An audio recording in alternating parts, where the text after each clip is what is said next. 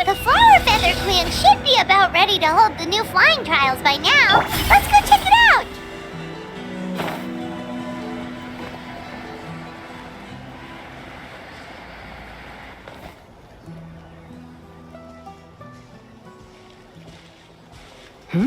Ah, Traveler and Paimon.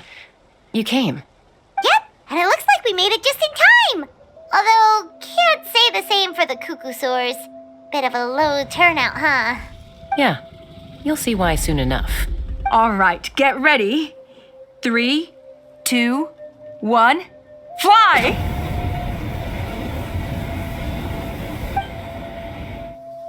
Whoa!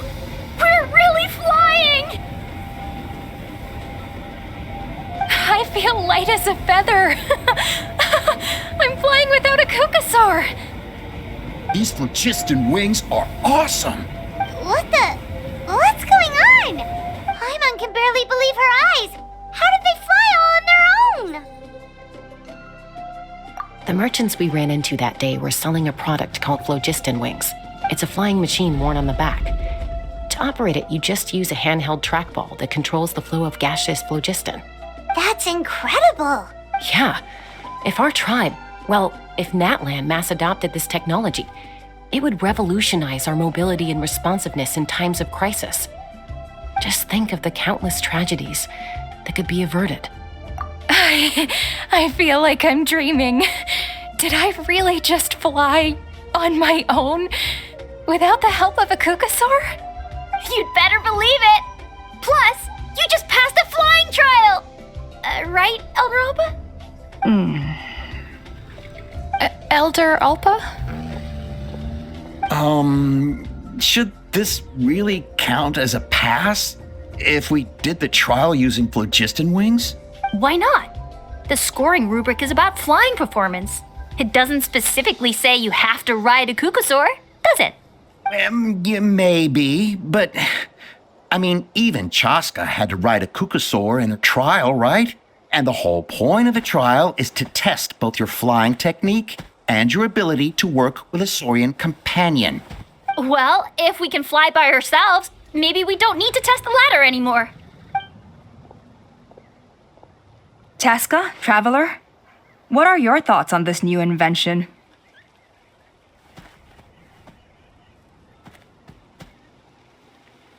Right? That's what I think too. I agree that they have strategic value, but I don't think it makes any sense to evaluate candidates by the current testing standards if they're using phlogiston wings. Why? Shunan finally mustered the courage to go through with this, and now you're saying it doesn't count? I don't have any experience using these wings in battle, nor is it immediately obvious how to incorporate them into the existing systems in our tribe. Taking a longer-term perspective, I think we need to start by getting thoroughly acquainted with how these things work. Then we can develop a new trial format with new assessment criteria, tailored to candidates using the phlogiston wings. You all raise valid points.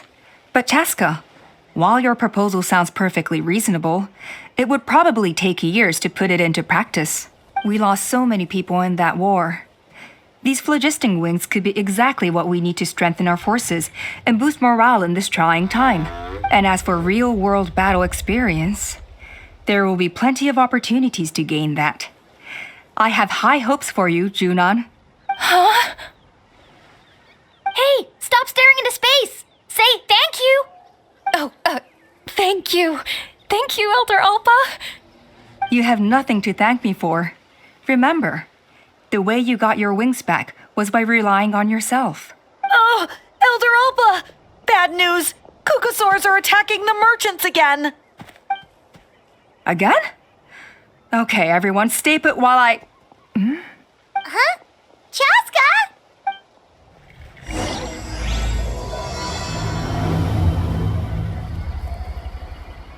Why did Chaska...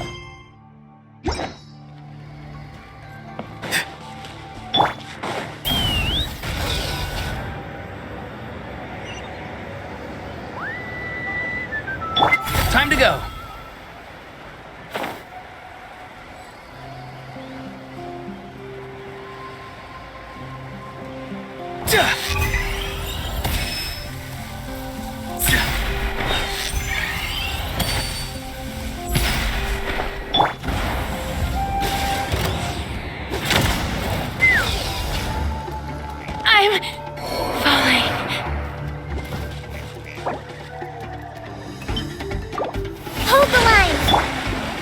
Mama Bird.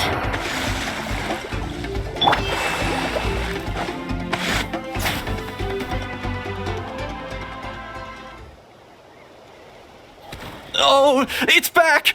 It found us again! Run! Get out of here! Curses! She's really riled up this time. Hey! Stop running! We'll never outrun a creature with wings! Get back here and let's fight!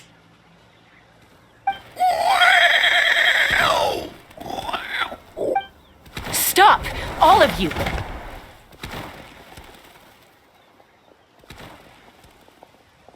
Chaska!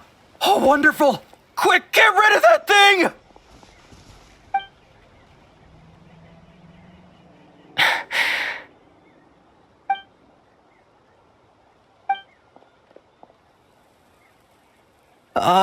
What's going on?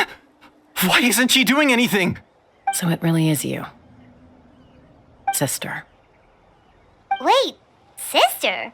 That Kukusaur is Chaska's sister?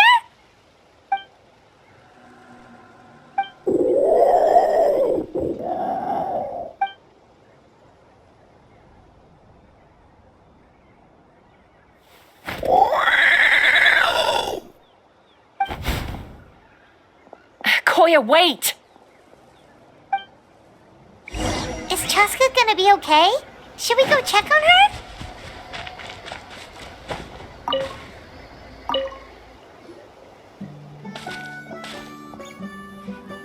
Chaska, are you okay? I'm fine. Sorry for making you worry. No point. She's an expert at hiding her tracks.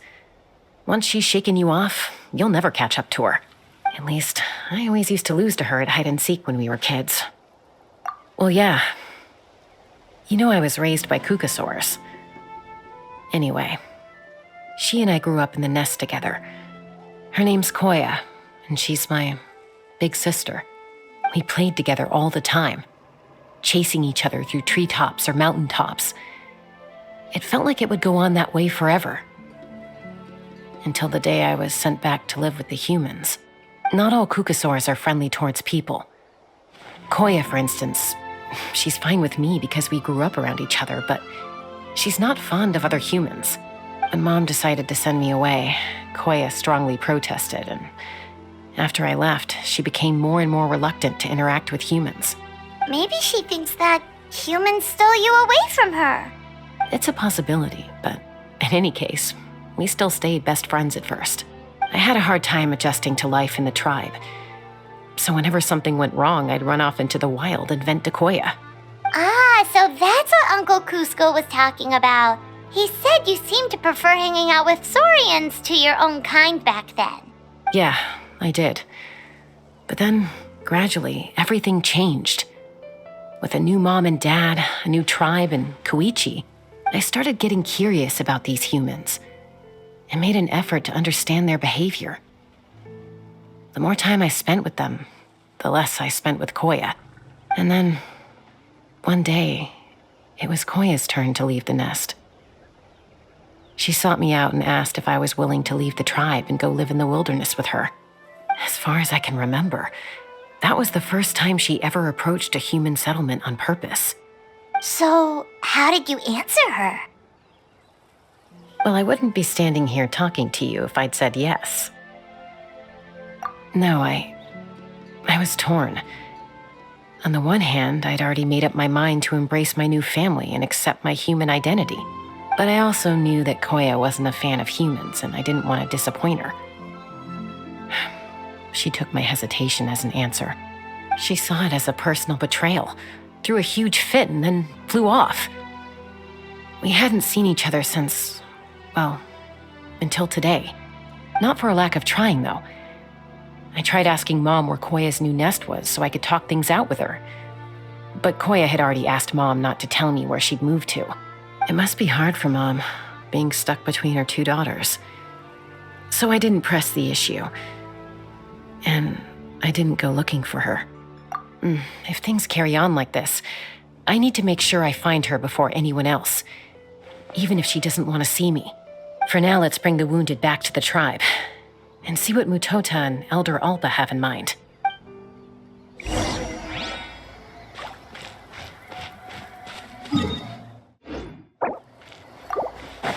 Be free!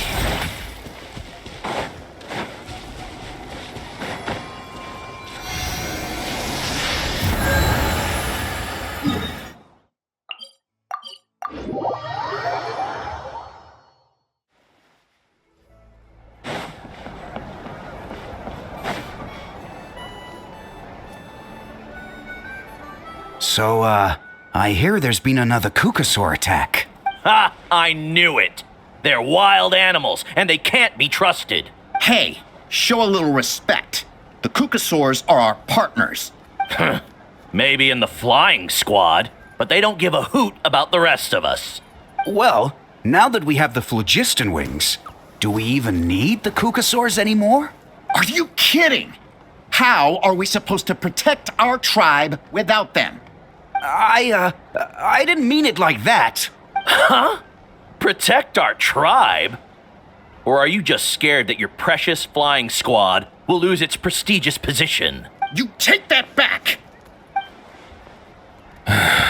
Things are changing so quickly.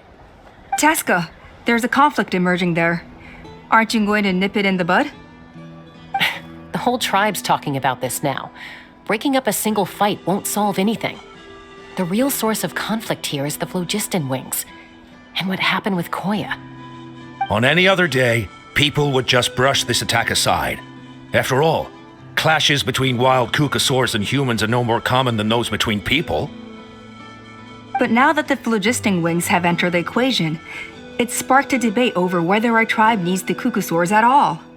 I worry that we risk repeating the mistakes of the Cinder City. Back then, Lord Ochkan's hatred of the Saurians nearly destroyed the peace forged by the Pyro Archon, Chaska. To prevent things from deteriorating further, I'd like to task you with restoring peace to the tribe. I will. Traveler, you've already done so much for Natlan, and the Flower Feather clan has no right to ask more of you. But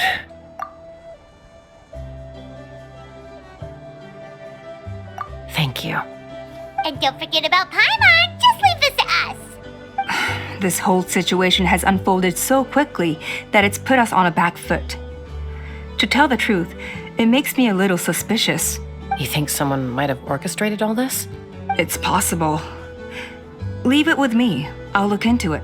Also, Chaska, could you try to keep a low profile while you're out there digging around? We don't want to give our hand away. I'll do my best. Okay, so where should we start? This all began with Koya's attacks. If we can find out what led her to do it, that should give us something to work with. Unlikely. Given how she reacted when I showed up, I don't think she's forgiven me. If you want to resolve a conflict through dialogue, sometimes you need a third-party facilitator. Let's go see my mom.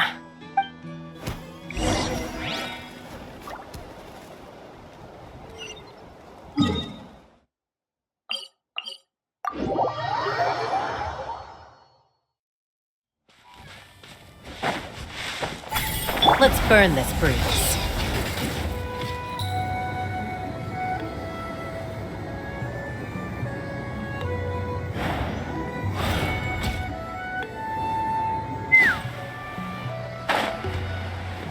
Time to go.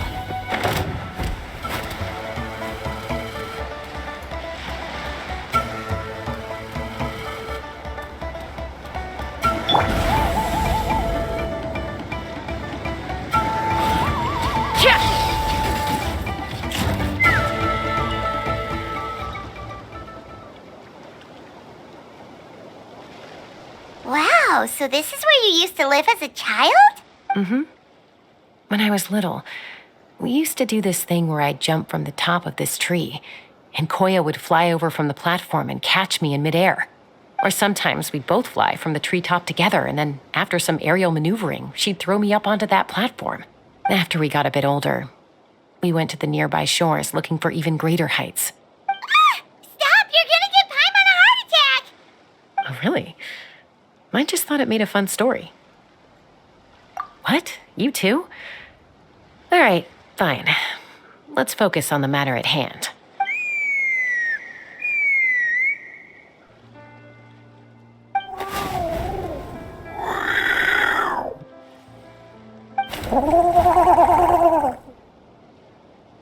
Hey, Mama Bird. I'm back.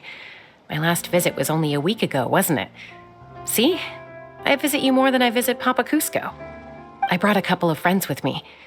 These are the Traveler and Paimon. Traveler, Paimon, this is my mom. Her name is Chimpu. In the human tongue, anyway.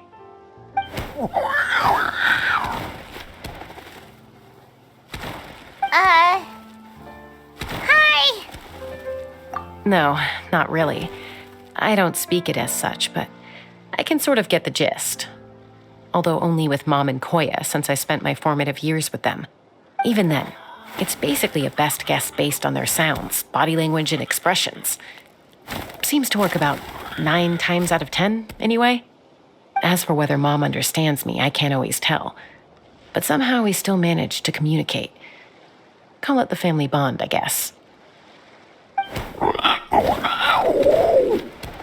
Don't worry. I'm doing well, but I think Koya might be in some trouble.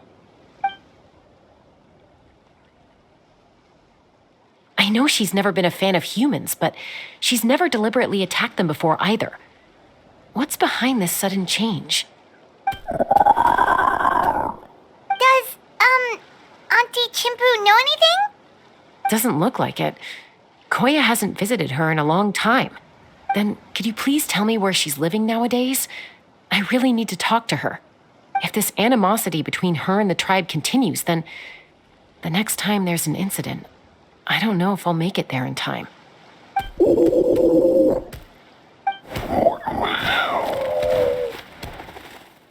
She said she'll take us there. Thank you, Mom.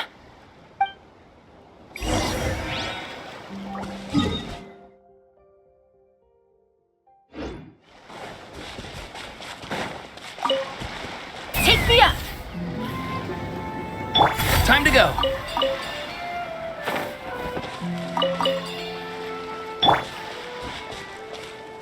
Let's fly! Time to go.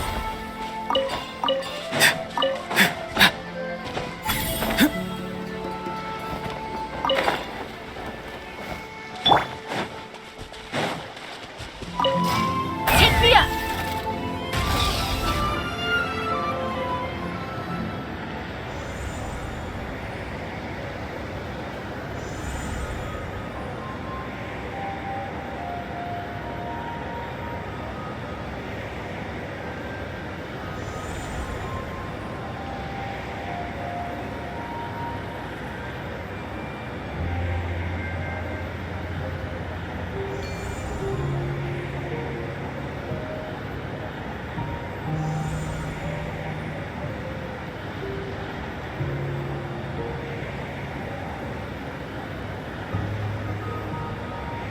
Time to go.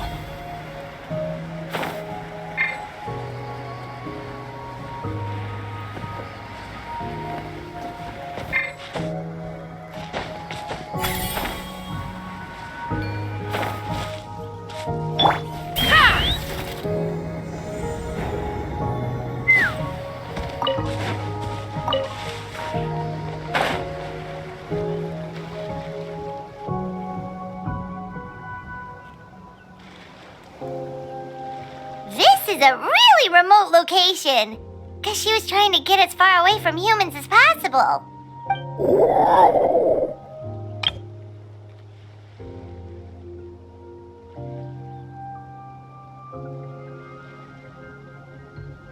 We stay here? Okay. Got it. Traveler. Paimon. Mom says we should stay out of sight for now. She'll talk to Koya first. Koya is very hostile toward humans right now. So if we show up unannounced, it might just make things worse.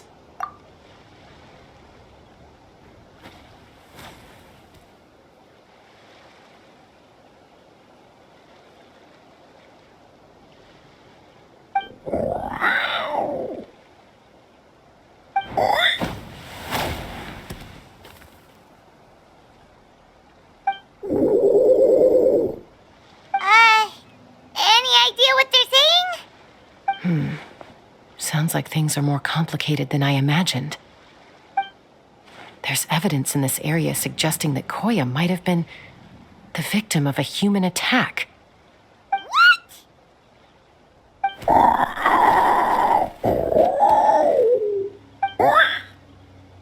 No! It's Chime, Koya's child. The attackers kidnapped her.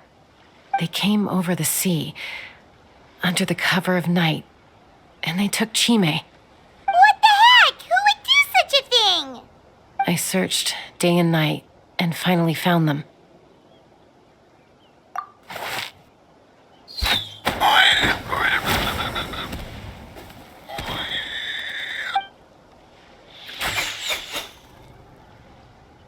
Oh, yeah! T'Pol's contraption is working like a charm. Got her in one.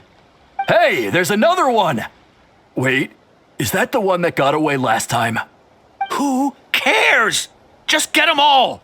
T'Pol pays us per catch.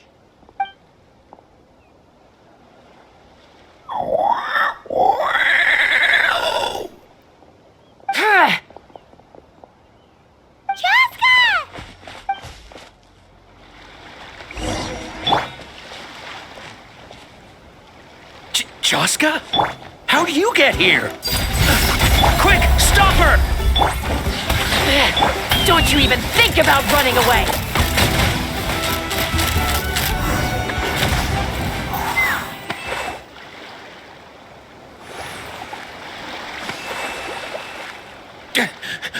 Don't come any closer, or I'll... Go, Phlogiston Wings! Take me out of here! Uh-oh, looks like it malfunctioned. This is bad. Mom and Koya are already injured. And if that thing explodes right next to them... Help! Elemental energy suppresses it! Please, someone! Get back!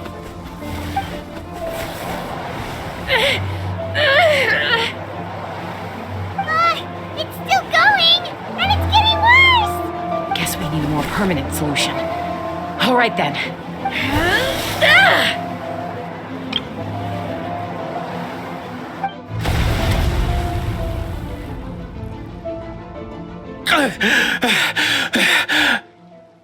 That was too close. I thought I was gonna die.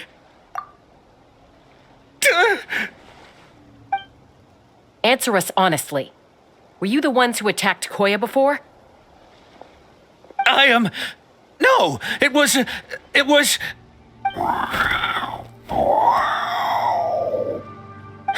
Well, she says it was you.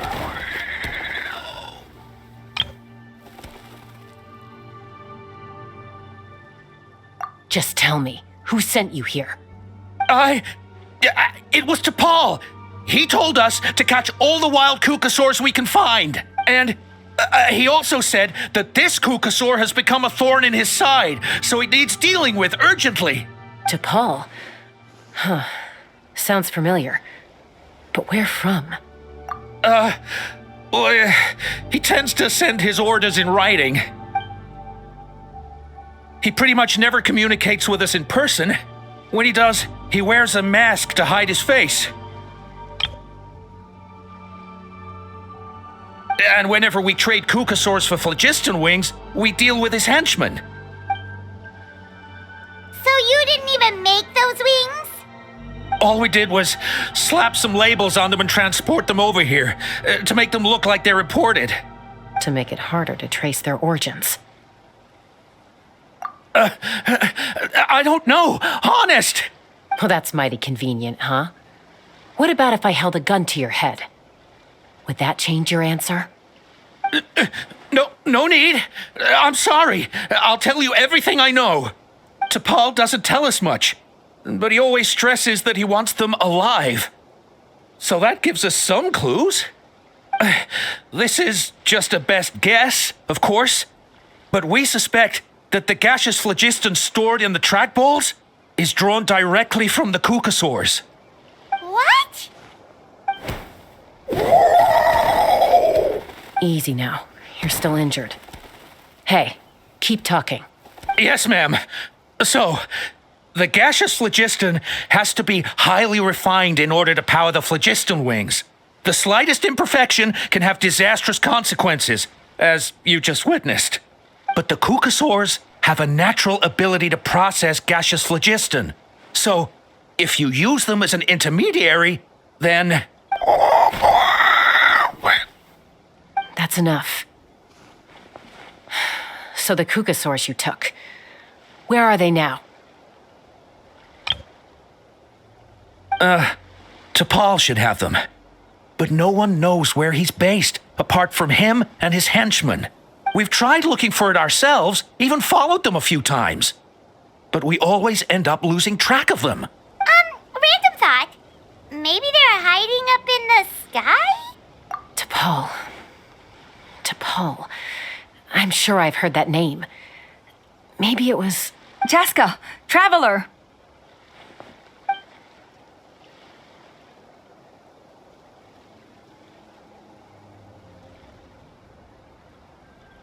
That voice! It's Alpha!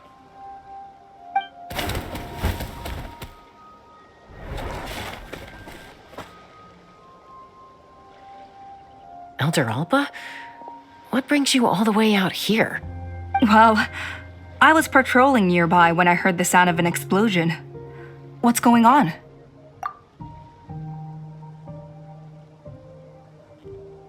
I don't believe it. Elder Alba, does the name T'Pol ring a bell to you? I feel like I've seen it written down before. Maybe in a list of candidates for the flying trials? Huh? So he's a member of your tribe then? No.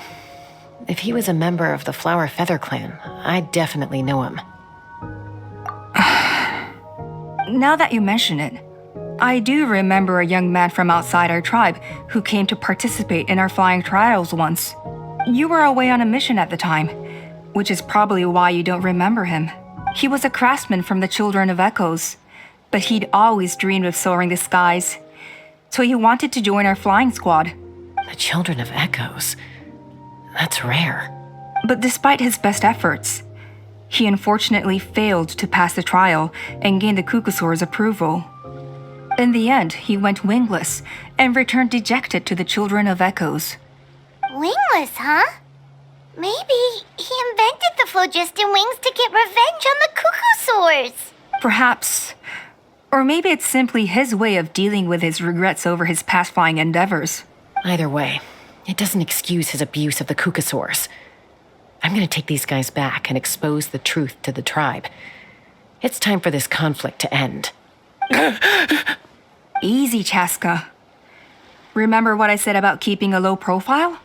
The ringleader still hasn't shown himself, and this man's allegation about powering the phlogiston wings with Kukasaurs is only speculation. Bringing these men to the tribe now won't win over any current supporters of the phlogiston wings. In fact, it may even escalate the conflict further. After all, many are mistrustful of the Kukasaurs after recent events.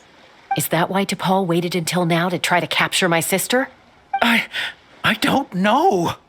I mean, he did tell us to spread negative rumors about the Kukasaurs and slip some Mora to anyone opposed to them, but...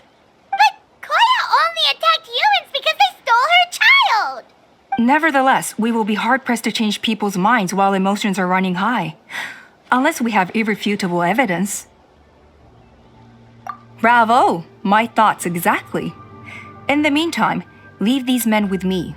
I'll escort them back to the tribe. I'll take the other members of their crew into custody too. They won't get another chance to stir up trouble. Fair enough. I guess finding T'Pol is gonna be the key to resolving this conflict. Let's hope the Children of Echoes have some info on him. Sorry, whatever it is, it'll have to wait till this is all blown over. I have to fix this situation before it spirals out of control. Mom, sis, rest up and get well soon. I gotta fly.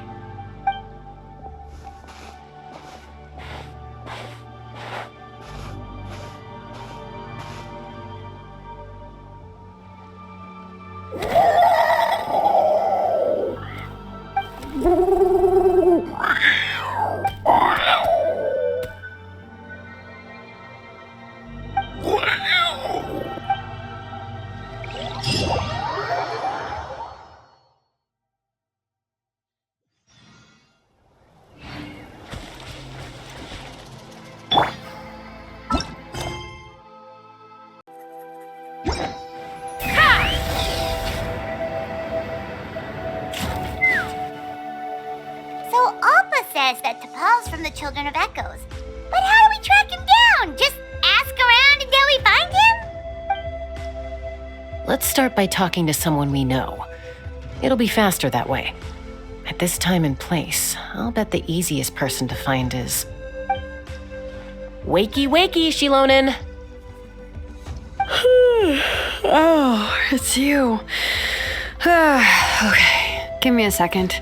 I'll come down.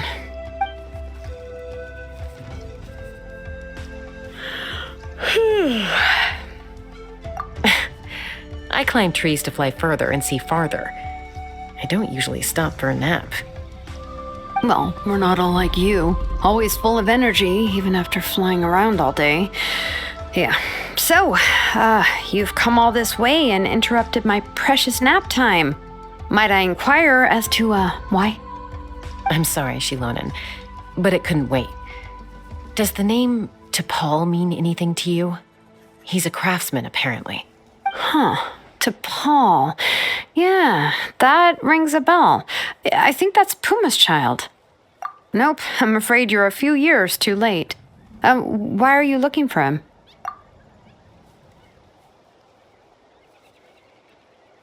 Huh, phlogiston wings. Wow, okay. The kid actually pulled it off. Well, looks like no more rest for me today. Pulled it off? You mean he's tried making something like this before? Yeah, he started trying to build a flying machine right after he got back from the Flower Feather clan. So right after he went wingless, then. Was this flying machine anything like the gun you made me? You mean your gun that's harder to tame than the proudest Kukasaur? No, he wanted to build something that allows anyone to fly freely, even if they're not naturally gifted. But he never got very far back then, though. Blew up his workshop a few times and barely made it out alive. I never really kept up with him after that. His parents traveled a lot in their youth and only returned to the tribe after he was born. But they settled in a remote area and don't interact with other people much, which means most people in the tribe don't know them very well. Your best bet is to chat to his direct family. I'll go get Puma. Wait for me in front of the workshop. I won't be long.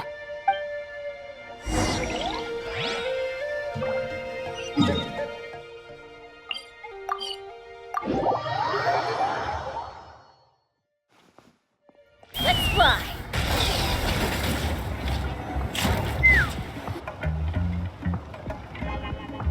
I'm back. Allow me to introduce T'Pol's mother, Puma. Hello, we're... Oh, save the pleasantries. I don't want to spend any longer talking about that boy than I have to. Huh? I disowned him long ago. He is no child of mine. All he cared about was his pipe dream of reaching the sky. Oh, we tried to talk sense into him, but he was obsessed. And then when he left us, he spouted some nonsense about building a workshop in the sky to avoid the constant criticism of us ground dwellers. He left his notebook behind. Whatever questions you have, you can look for them in there. I am done talking about him. He's no son of mine. He never called me Mom anyhow.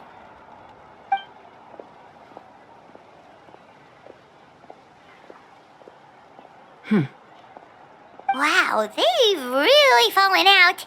Paimon sure wasn't expecting that.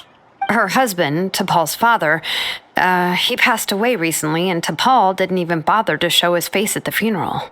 If you ask me, that was probably the final straw for Puma. I'll go keep her company. If there's anything else you need, just come and find me. Thank you. Okay, so this notebook is the only lead we've got now, right? What's in there?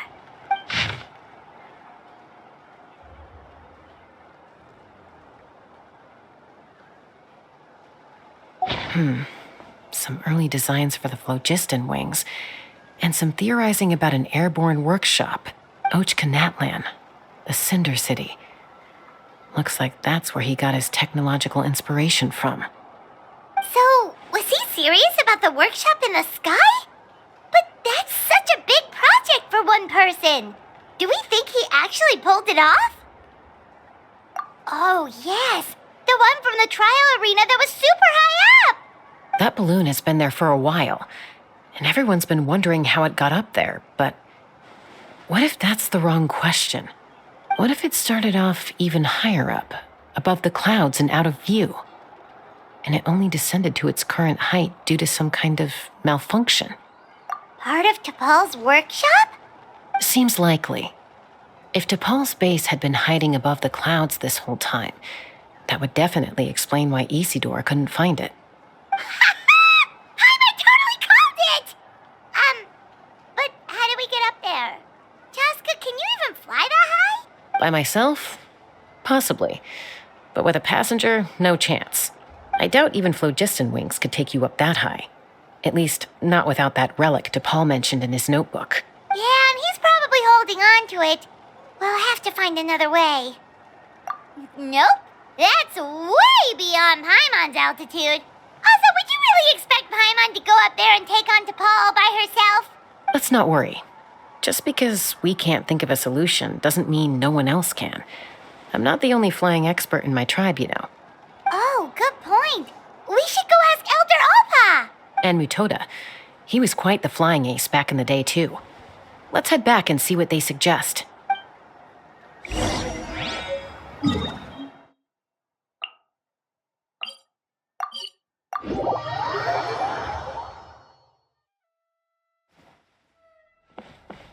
Take me up!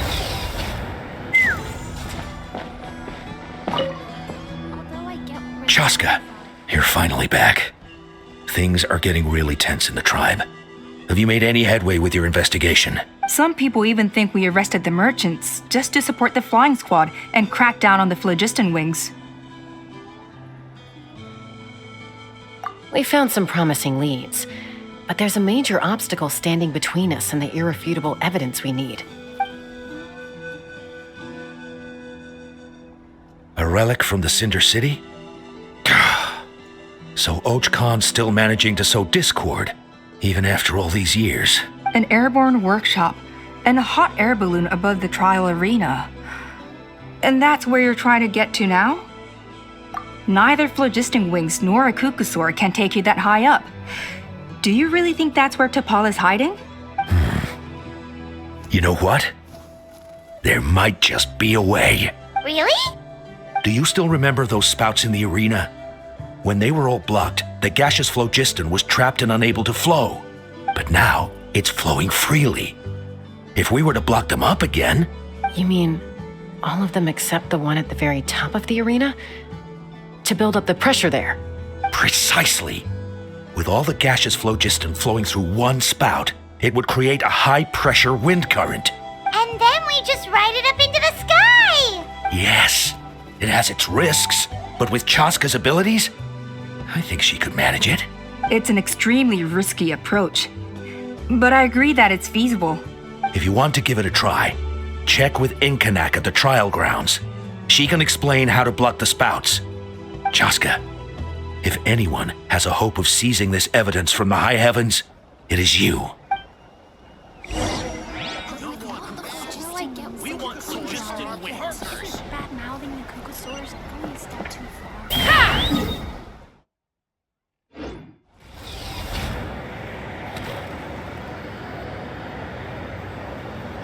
Time to go.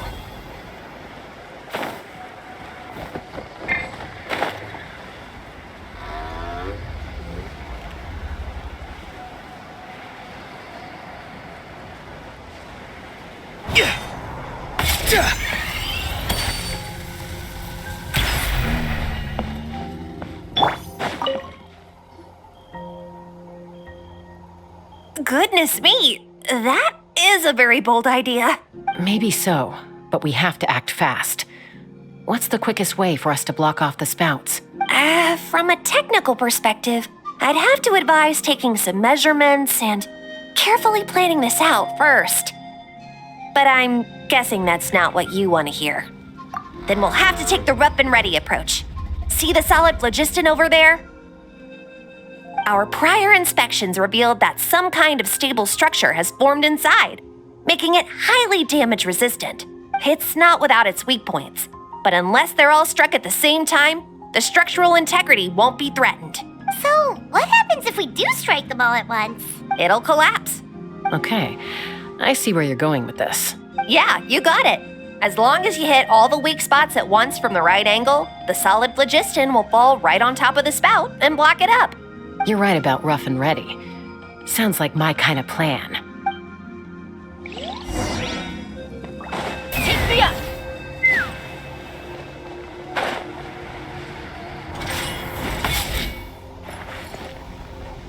Let's fly! Open fire!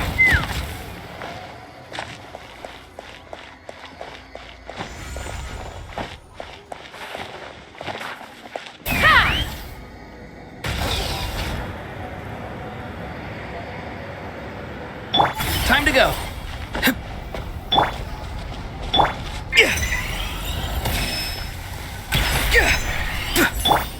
Let's fly!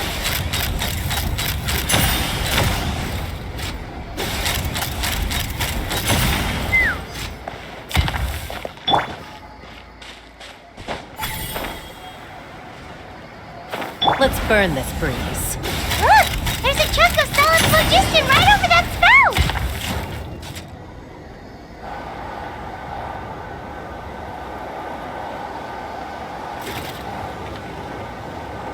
Time to go.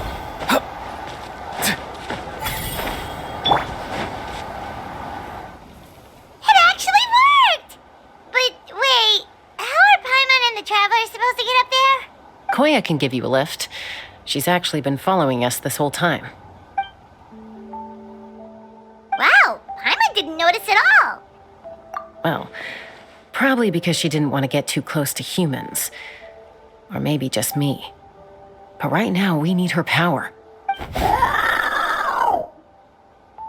Whoa, you didn't even have to summon her!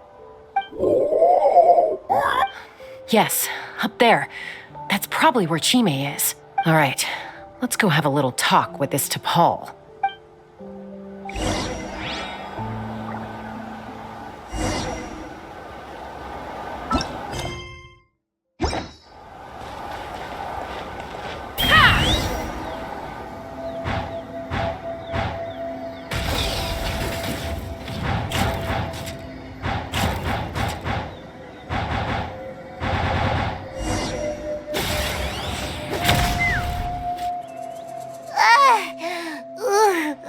Paimon's never flown that fast before. She feels so ready to throw up. Aha. Just as I thought. It might look like a regular hot air balloon from the outside, but up close, it's clearly been heavily remodeled. And sure enough, it only descended below the cloud line because the custom-built machinery malfunctioned. I should be able to figure it out with T'Pol's notebook. Thankfully, I know a little DIY from fixing up my guns when they're having issues. That should just about do it. Now all it needs is a nice hard kick. Maybe that works on your guns, but... Huh? We're really moving!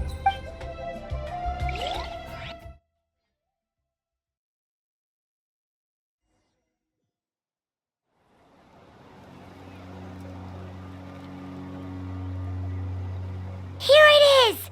The workshop in the sky! Oh, you gotta see it to believe it.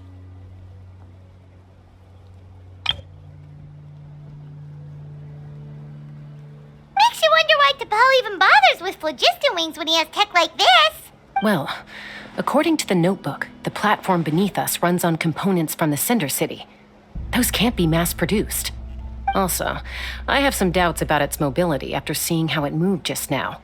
For someone like T'Pol who dreams of flying freely, this definitely doesn't cut it. But if he's got that relic, he should be able to make a set of prototype wings for himself, right?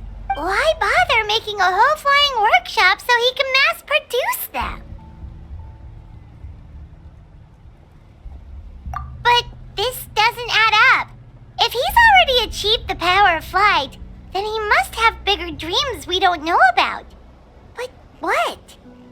With any luck, we'll find the answers in his workshop.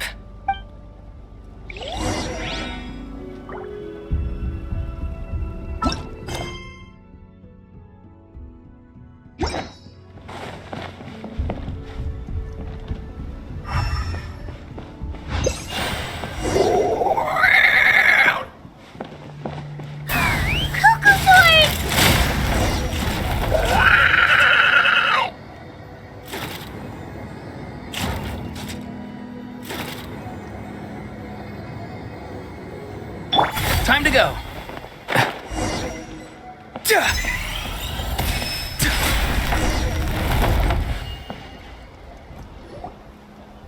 Why won't it fly away like the others? Is it... She's still breathing, but barely. By the looks of it, T'Pol was using these cages to extract phlogiston from the Kukasaurs. Once a Kukasaur is drained of phlogiston, it becomes too weak to move. We'll have to come back for these ones after dealing with T'Pol.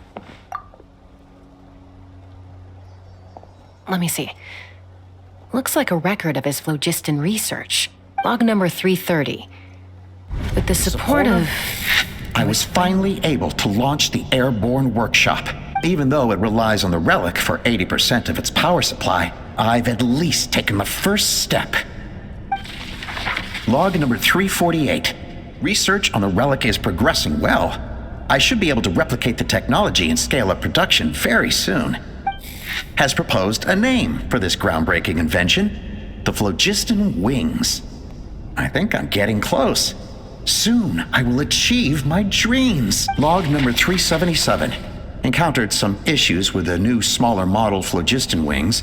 The gaseous phlogiston showed some volatility during the refinement process.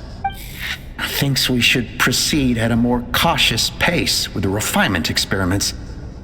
But after so many past failures, I have to prove that I will succeed this time. Log number 114. Ran an experiment using Kukasaurs to refine gaseous phlogiston. It was a success. Log number 117. I've started recruiting merchants and hunters to capture wild Kukasaurs. Log number 121. Major breakthrough in the efficiency of phlogiston yield. Huh? So many parts have been crossed out! Yeah, probably the contact he alluded to in his other notebook. Guess he has a benefactor. Did anyone else notice how the numbering system in this notebook suddenly changed halfway through? We haven't got time for textual analysis, I'm afraid. Grab the notebook and let's press on.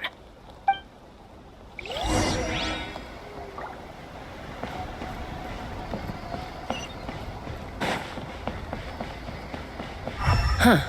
Never seen one of these before. Looks like this was built with the Cinder City components, too. You're not thinking of giving it a nice hard kick, are you?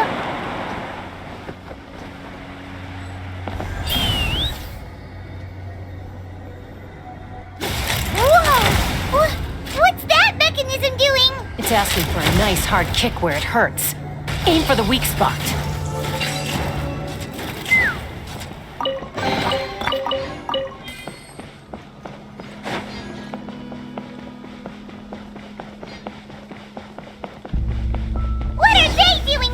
It's T'Pol's henchmen. He must have brought them here using the relic in his prototype wings. Watch out! Open fire! Open fire! Locked on!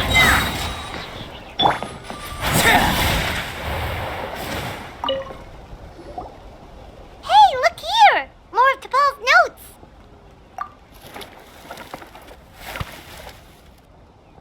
Log number 403. Introduced me to some new comrades who fully support my ideas. I told them that some Saurians are blessed with wings, and some people with natural gifts, while the less fortunate among us can only look on longingly as they seize the skies. But I also told them that progress can erase individual differences. Think of the tools humanity has made to fight back against wild beasts. The law we have put in place to even the playing field between the strong and the weak. I promised them that our research will be the new frontier of human progress. With our phlogiston wings, the power of flight will no longer be for a select few to enjoy. Imagine a world where the skies are for all to share. I only hope that when we finally achieve this goal, we'll be proud of me. Imagine a world where the skies are for all to share. Yes, what a wonderful world that would be. If only it were possible. We could respond faster, and so many tragedies could be prevented. But T'Pol, What about the saurians you're draining dry of phlogiston? You're not sharing the sky. You're stealing it. Bad move. I won't let you get away with it. I'm fine. Let's keep moving. I don't think we'll find anything else here. Let's burn this breeze.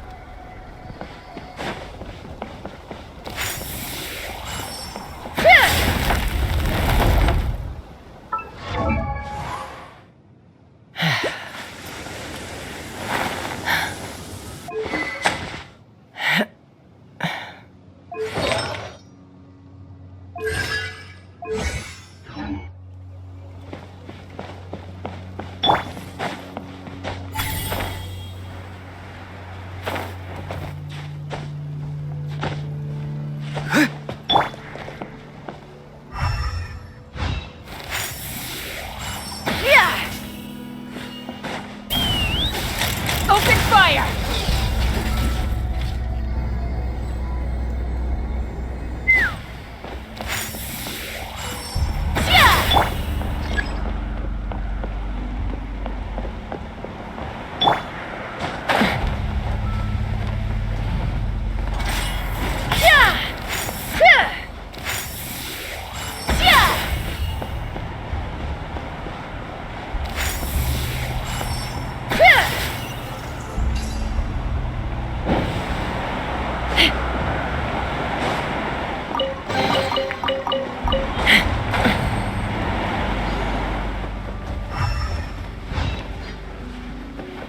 Time to go.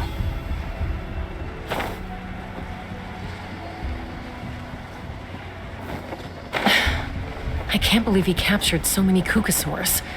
But right now, we have to focus on solving this problem at the source.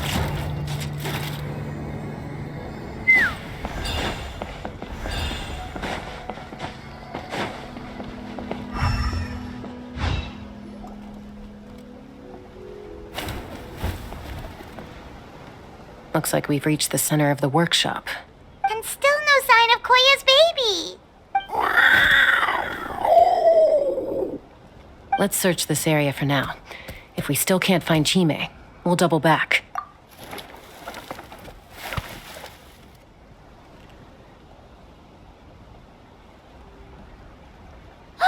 Chaska, Traveler, come quick!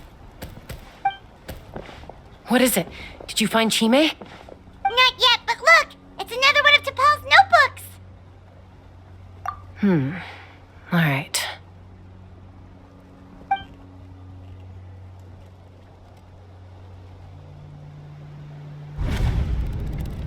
Log number 428.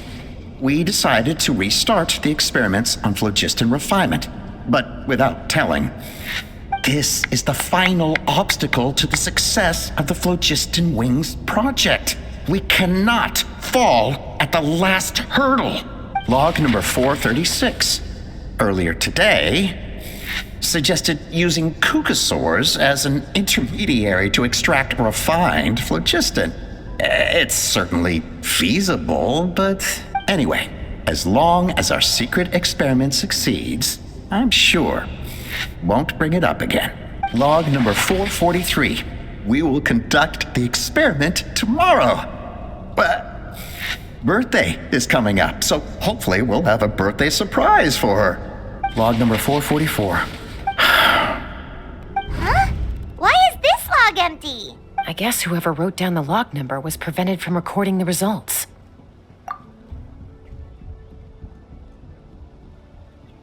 Log number 0. We lost many comrades in the accident. Among them are friends, lovers, and children. But we cannot stop now.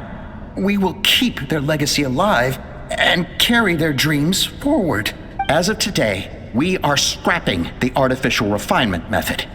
Instead, we will focus all our efforts on phlogiston extraction from live Kukasaurs.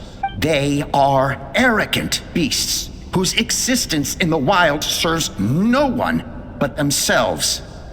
Their true worth lies in their sacrifice for the sake of human progress.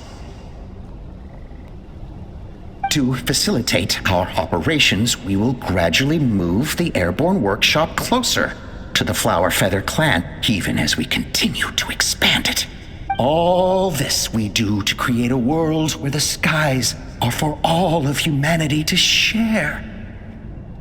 All this we do to make T'Pol's dream a reality.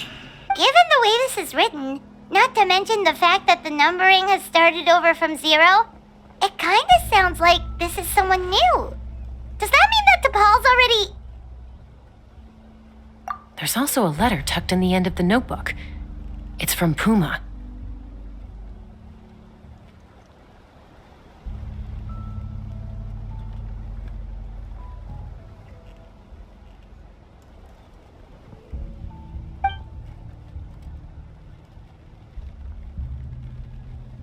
T'Pol, I don't know where you are right now, so I don't know how to reach you.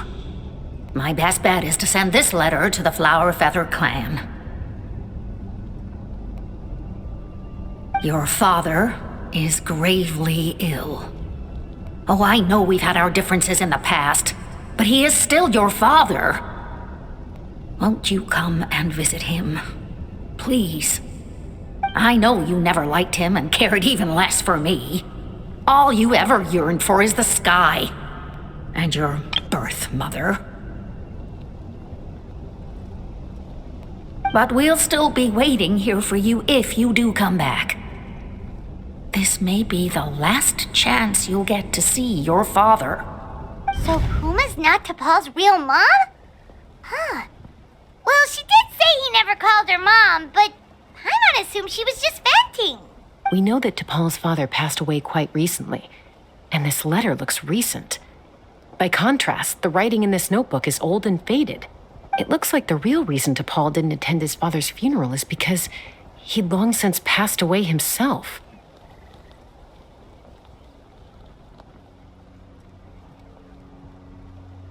If we ask ourselves why this letter was sent to the Flower Feather clan, why T'Pol always yearned for the sky, and how he got his hands on a relic from the Cinder City, it all points to one answer. That's right. T'Pol was my child. He was born during my days as a wingless wanderer. His birth gave me new hope. I wanted to become the kind of mother who spent her days as a valiant rider, soaring the skies. Not an aimless, wingless nobody. But his father wanted to settle down, to give his child a safe, sheltered life in his tribe. We fought about it constantly, until the love we once had for each other was gone. He started a new family, with another traveler who was also looking to return home. And I went back to the Flower Feather clan, alone. Alba? I had no idea that despite being raised among the children of echoes, my child still harbored dreams of the skies. Can you imagine, Chaska? The joy and surprise I felt when he showed up at my door, asking to join the flying trials. Or how proud I was when he said he wanted to prove his own worth, rather than relying on my position as elder. And then the anguish that overcame me when he was rejected by the Kukasaurs and became wingless, just as I had after my injury. You've got a lot of nerve showing your face here.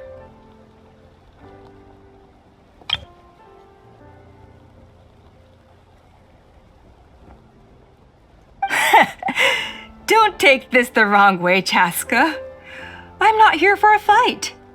I just want to talk. Isn't that your preferred way to resolve things?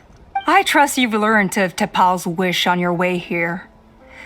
A world where the skies are for all of humanity to share. If only his dream can be realized, no one will ever have to lose their wings again. Our aerial prowess will be greater than ever before. War will never again come at such a great cost. The loss of Koichi is a tragedy that need never be repeated. So tell me, Chaska, do you really wish to see the phlogiston wings forever grounded and gathering dust? Nothing you've said excuses all the conflict you've caused. You mean the argument back at the tribe? It was a necessary measure. Sometimes this is the only way to accelerate the pace of progress.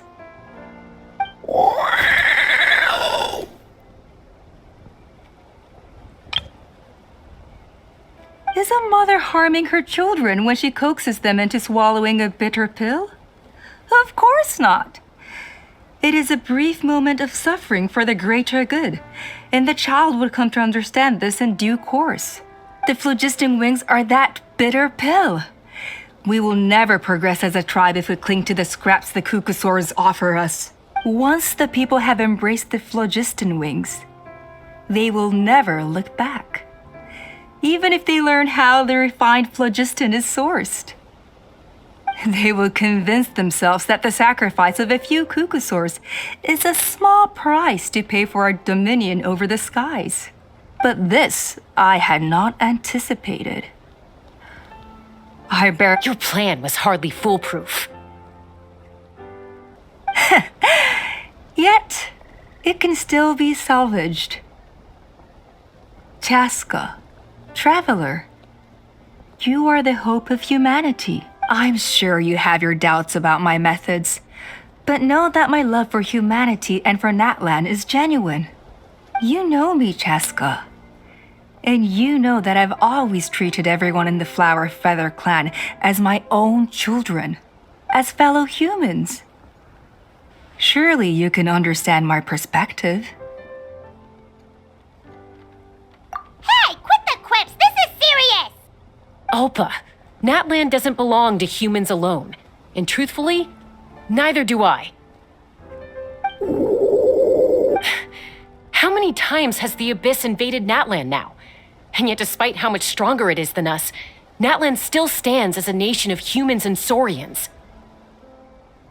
Peace imposed by force will crumble in a matter of days, because social bonds are what hold a civilization together. Weren't you the one that taught me that?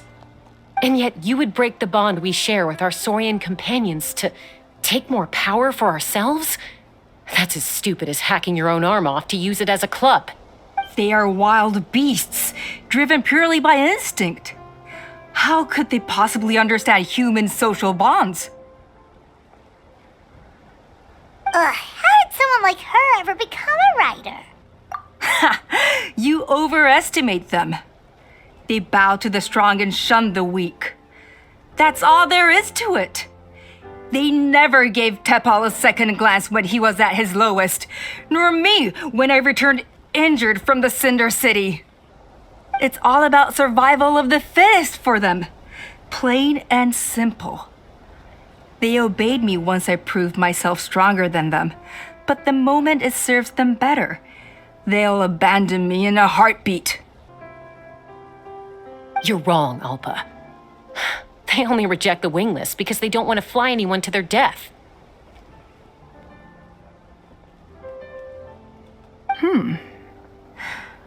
Chaska, I will promise you this. Only the unruliest wild Kukusaurs will be used for phlogiston extraction. The ones who have nothing else to offer to humanity. Well, that's too bad, because I know a few unruly wild Kukusaurs who don't think that idea is gonna fly. Namely my mom, my sister, and me. And the others? To us, they're friends, family, even children. So if you want to put any of them in one of your cages, you're gonna have to go through us. Is that right? I knew you might be difficult to convince. Maybe this will change your mind.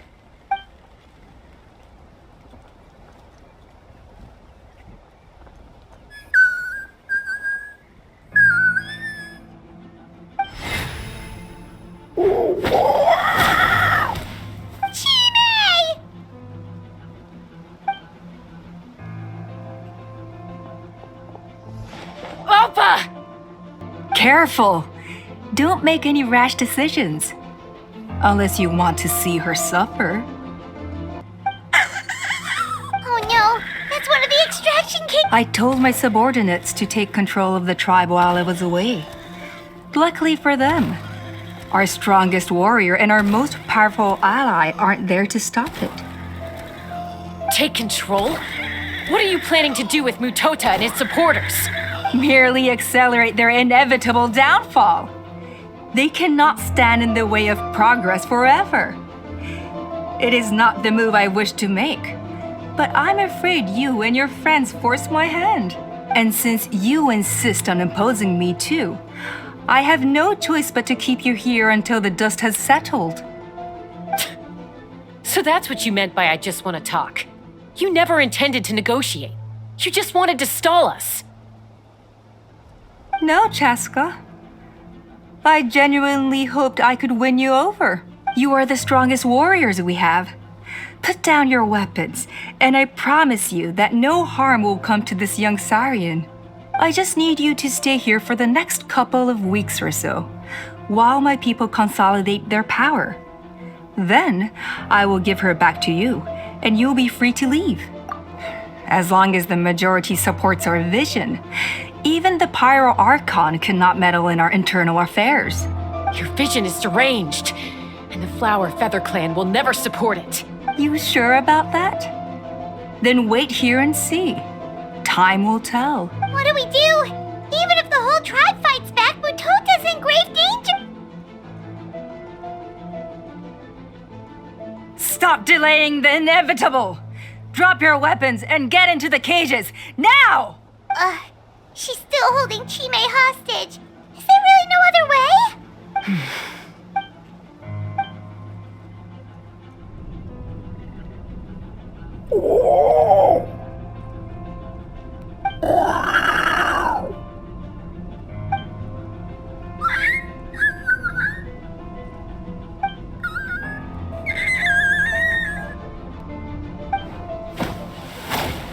Koya? Huh? What are you yapping about? Stand down. Drop your weapons, now! This...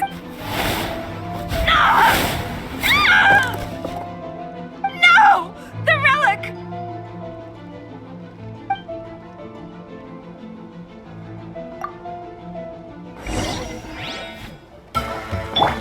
Laid to bear. Not too far now. Tell me what you see. Allow me. Hold on to your hats. Don't give up, Alpa. Smash We're your scores. negotiating What money. will it be? And this ain't your strong suit. Hey, let's go with this relic. Cool it down a notch.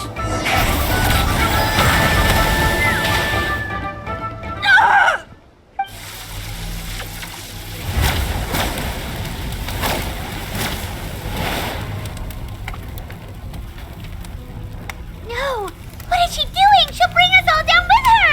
But why? We stabilized the relic. Maybe it got damaged in the fight.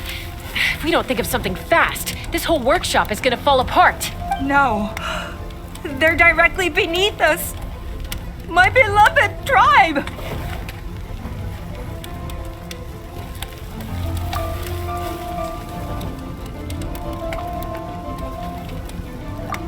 Okay,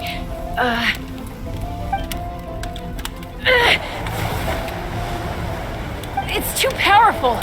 This ain't a toy like last time. I don't think I can just throw it aside. But we need to get it far away before it explodes.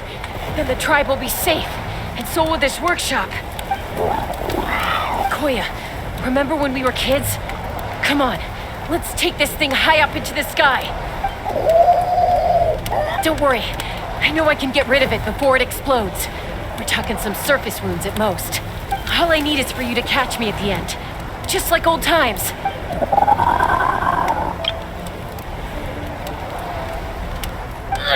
I can't hold it back anymore. We have to go. Don't be insane! Alpa, what are you...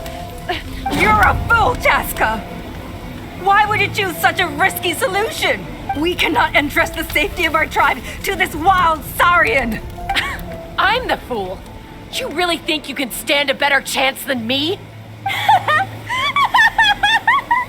Sure, it may be asking too much for an ex-wingless to escape the blast radius in time, but I can fly it a safe distance away, even if it's the last thing I do.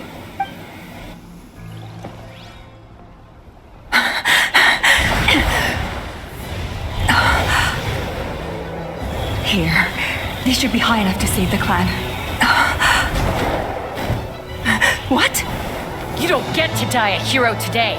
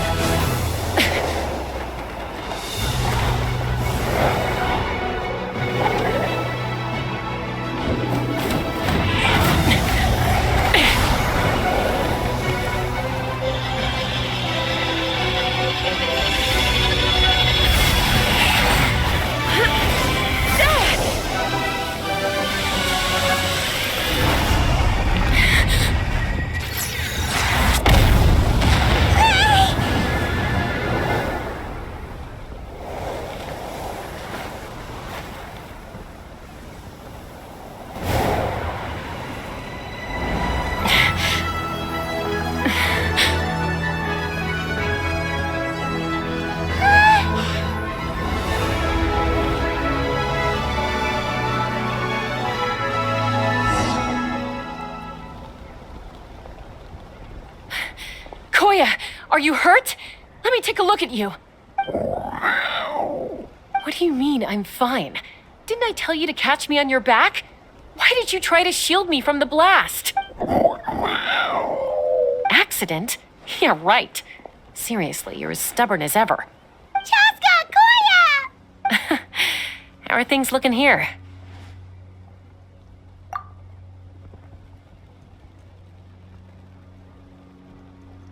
I think that's putting it mildly. I owe you one. Again.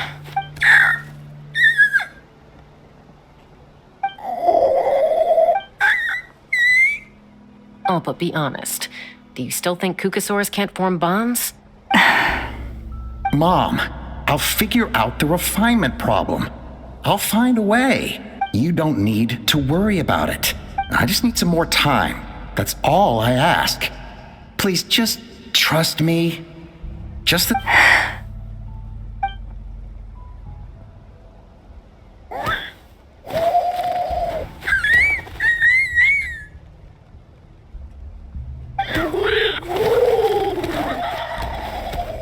The Flower Feather Clan yield to the strong. And it's up to the winners to define what strength means. So it looks like it's my turn to yield. Koya! Koya!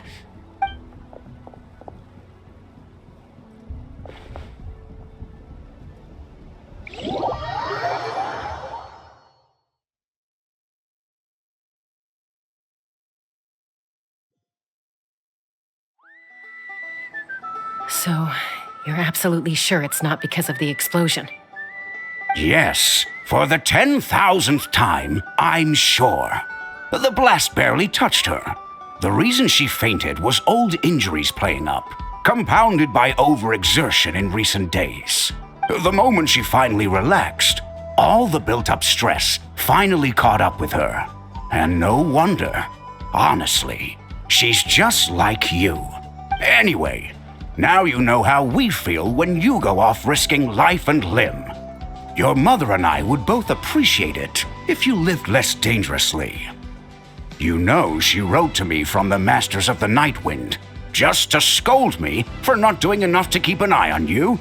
If she wasn't so busy with work, you can bet she'd come back here and chew us both out in person. I'll find an opportunity to apologize to her. I promise. You'd better. No more avoiding us, okay? And don't get me started on all the checkups you've missed. Got it. Got it. Huh? Koya, you're awake. I'll go let everyone know. Hey, But we're not done talking. What are we gonna do with her, Even after everything that's happened, she still hasn't figured out how to start the conversation with you. She keeps saying, I don't think Koya has forgiven me yet. But if you ask me, she's the one who's scared to open up and have an honest conversation. For all her confidence, she's a very sensitive soul underneath. You'd think as a peacemaker, she of all people would know how to reconcile with her family after a falling out. She must have been a handful growing up. Thank you for being there for her. And of course, thank you for keeping her safe when you were up there in the sky. Koya, Uncle Cusco, we're here! Ha! I was just telling her that she's not to go chasing danger with Chaska ever again. Cusco, I understand how you must feel. But it's all thanks to Koya and Chaska's efforts that the airborne workshop didn't come crashing down on our heads. Oh, Paimon almost forgot to ask. They didn't hurt you while we were gone, did they? Thankfully, when her co-conspirators tried to arrest me, I was out coaching Koyer and Junan. The two of them were a huge help. They took care of things while I went around rallying the resistance. So, in the end, Alpa's would-be revolt didn't really get off the ground. And as it turns out, not all of the wingless want to see our dear Saurian friends replaced with phlogiston-powered gizmos. I'm so sorry you got mixed up in this, by the way. We should have caught on to Alpa's scheme sooner. We could have saved so many Kukasaurs from getting hurt.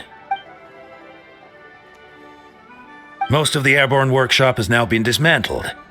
We've just left one small, harmless part intact, and repurposed it as a jail for Alpa and her cronies. Let's see how they like being locked up in a sky prison! So, it looks like there's just one last conflict left to resolve. Peacemaker, you're up.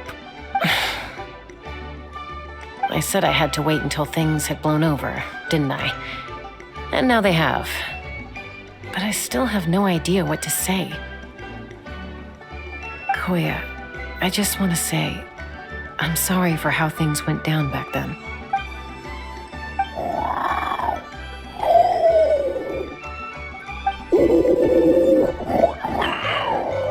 Huh?